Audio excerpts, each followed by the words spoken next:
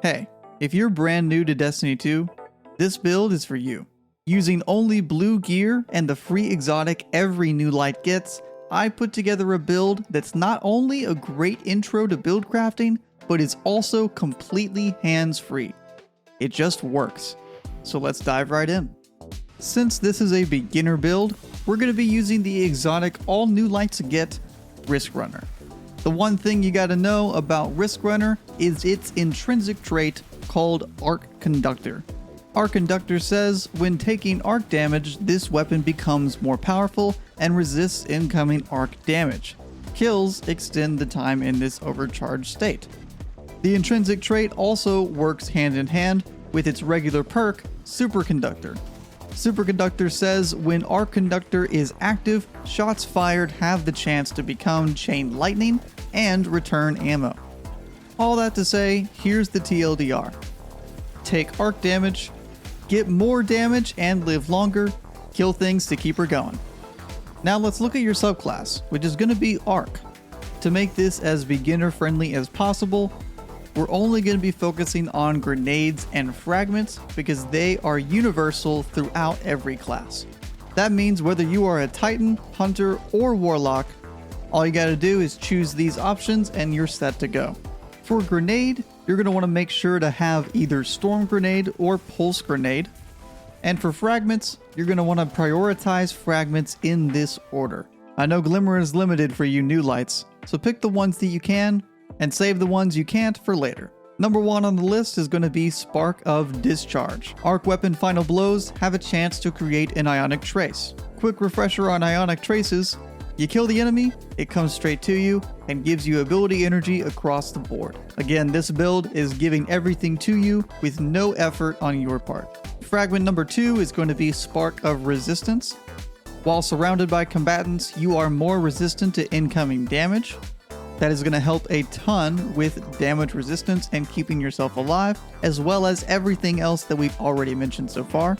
Number 3 is going to be Spark of Haste. This is going to give you resilience, recovery, and mobility while sprinting, which we all know you new lights love doing. And the icing on the cake is going to be number 4, Spark of Amplitude. Rapidly defeating targets while you are amplified creates an orb of power. This one is just going to supplement all the things we're already doing, so if you happen to not have the Glimmer for this last one, don't sweat it and just keep moving on. Now that we've done our Riskrunner and our Arc subclass setup, we move on to the last part, which will be our armor mods. Again, this is very beginner friendly, so I'll be using only blue armor, which gives me only 2 mod slots. I'm going to be brushing over how mod slots actually work and just focusing on the mods that I've picked. But if you want a full build crafting guide for the system that came out in Lightfall, let me know in the comments. Before we get into what mods we picked for the second slot, all the first slots are going to be going towards resilience.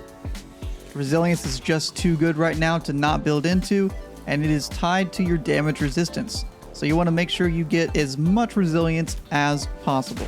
With that being said, on our helmet we have the Arc Siphon mod. Rapid arc weapon final blows create an orb of power. Orbs of power do a couple things for us. They give us ability and super energy, and we can make orbs of power do different things for us depending on what mods we take on the rest of our armor pieces. On our gauntlets we have bolstering detonation. This is going to give us class ability energy each time we damage an enemy with a grenade.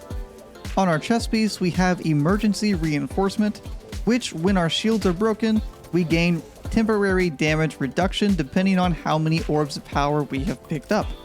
Then for our leg armor, we have recuperation.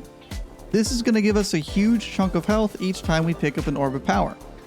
Then finally on our class item, we have the Bomber mod, which reduces our grenade cooldown while we use our class ability. So altogether, when we get kills with Riskrunner, we have a chance to spawn an orb of power. Each time we pick up an orb of power, we're going to get ability energy, we're going to get health, and we're going to get stacks of armor charge that give us damage resistance when our shield gets broken. And all the while, our legs and our class item mods are giving us constant class ability and grenade ability energy every time we use them. Now you may ask, how does this build actually play out in regular content? Well, let's just say it's different. But let me give you some tips nonetheless. You're going to want to keep Arc Conductor up at all times. Again, this is going to be activated by taking any arc damage from any source. So if you happen to get lucky and the ads are hitting you with arc damage, you're already set to go. However, if you're in a situation where nobody is dealing arc damage, you have something up your sleeve.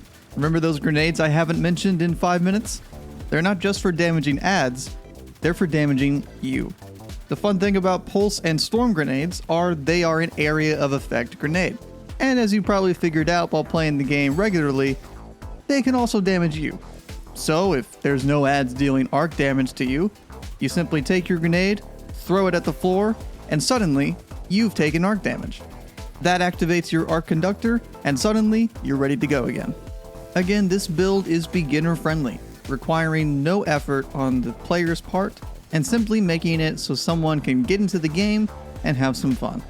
It has tools for energy uptime and survivability.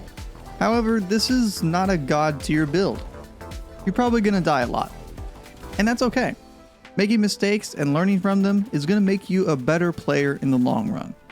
But hey, if you're a new player, put this build on and tell me how much fun you guys are having in the comments. And of course, if you're a veteran player, feel free to let me know all the ways I could have optimized this build a little bit better in the comments below. As always, like and sub if you want to see more. Stay safe and have fun, and I'll see you guys next time.